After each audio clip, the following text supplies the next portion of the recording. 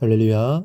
사랑하는 대강의 가족 여러분, 오늘 하루도 하나님의 말씀과 동행하는 하루 되길 소망합니다.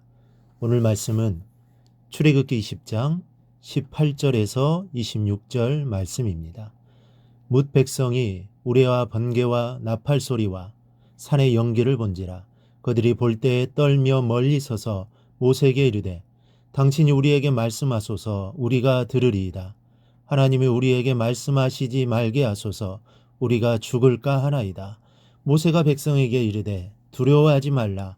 하나님이 임하시면 너희를 시험하고 너희로 경외하여 범죄하지 않게 하려 하심이니라.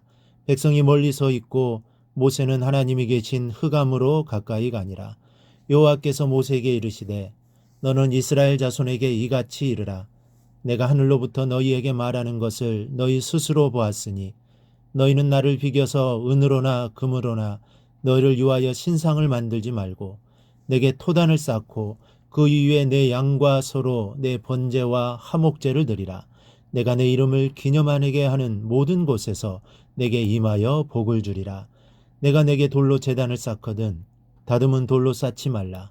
내가 정으로 그것을 쪼면 부정하게 함이니라. 너는 층계로 내 제단에 오르지 말라. 내 하체가 그 위에서 드러날까 함이니라. 아멘.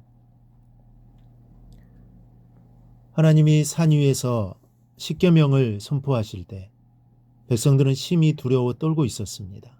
그래서 모세에게 하나님이 우리에게 직접 말씀하게 하지 마시고 모세 당신이 우리에게 말씀하소서.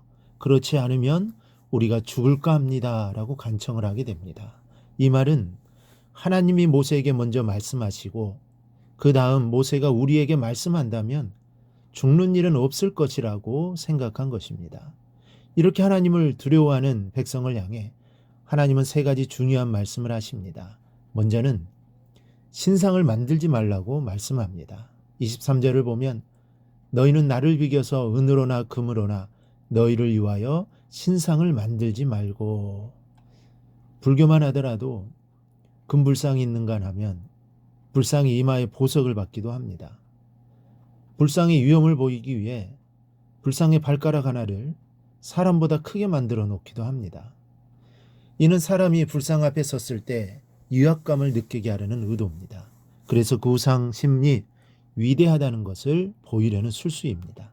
그러나 우리 하나님은 절대로 신상을 만들지 못하도록 명하셨습니다.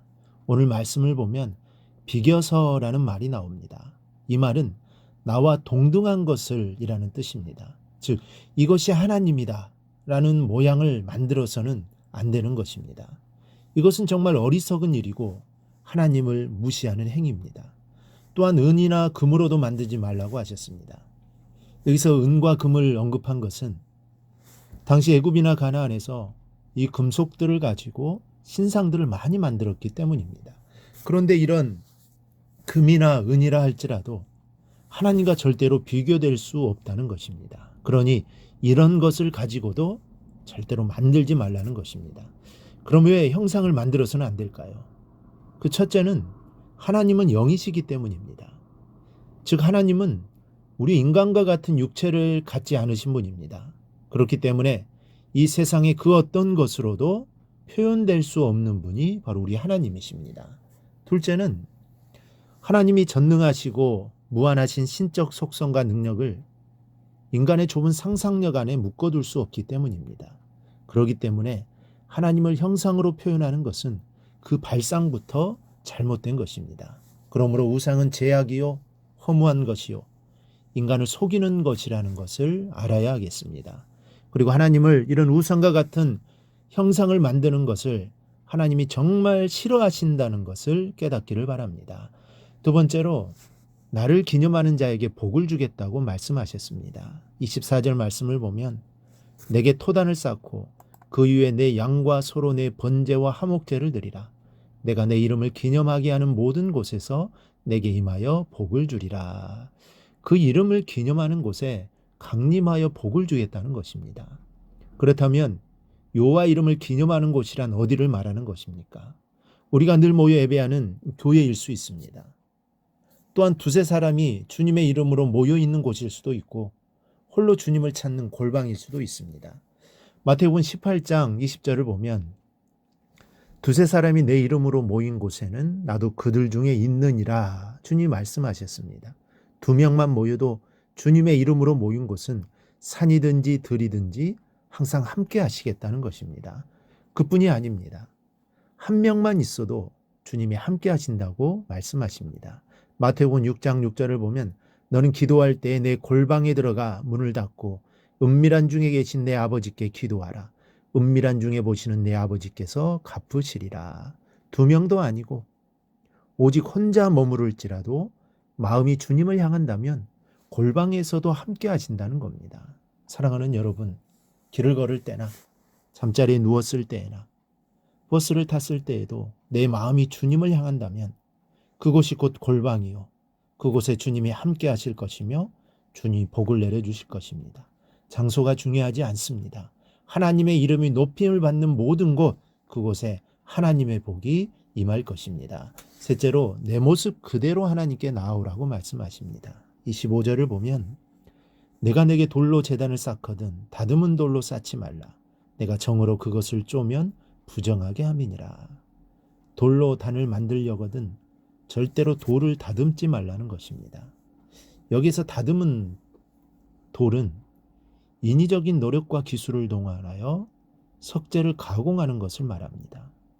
이처럼 장식된 제단을 만들지 말라는 것은 제단이 신상화되는 것을 금하고 오직 하나님만이 예배의 유일한 대상임을 강조하는 것입니다. 이것은 무엇을 의미하는 것일까요? 하나님께 나아오는 자는 꾸밈이나 가식이 있어서는 안 된다는 것입니다. 내 모습 그대로, 제된 모습 그대로, 허물투성인 모습 그대로 주님께 나아오라는 말씀입니다. 그리고 하나님께 영광 돌리는 데만 신경 쓰라는 것입니다. 우리가 주님 앞에 설 때에는 내 모습 그대로 나오는 것입니다. 제된 모습 그대로 나와 용서를 빌어야 합니다. 허물투성인 모습을 감추려 하지 말고 주님께 다 보여드리며 용서를 구해야 합니다. 이런 모습으로 나올 때 하나님이 그들을 용서하시고 복을 주시는 것입니다. 이것이 거룩하신 주님 앞에서의 성도의 자세임을 기억하십시다. 이런 마음으로 주님을 찾는 자에게 복이 임합니다. 하나님은 하나님의 말씀대로 순종하는 자에게 복을 주신다고 약속하셨습니다. 그런데 우리는 그 말씀대로 살지 못할 때가 너무나 많습니다. 하나님은 친히 이렇게 하라 말씀해 주셨습니다. 그 말씀들을 기억하고 우리가 연약하여 말씀대로 살아가기가 힘들지만 그래도 하나님 말씀 붙잡고 끝까지 승리하여 복된 삶을 살아가기를 주님의 이름으로 축복합니다.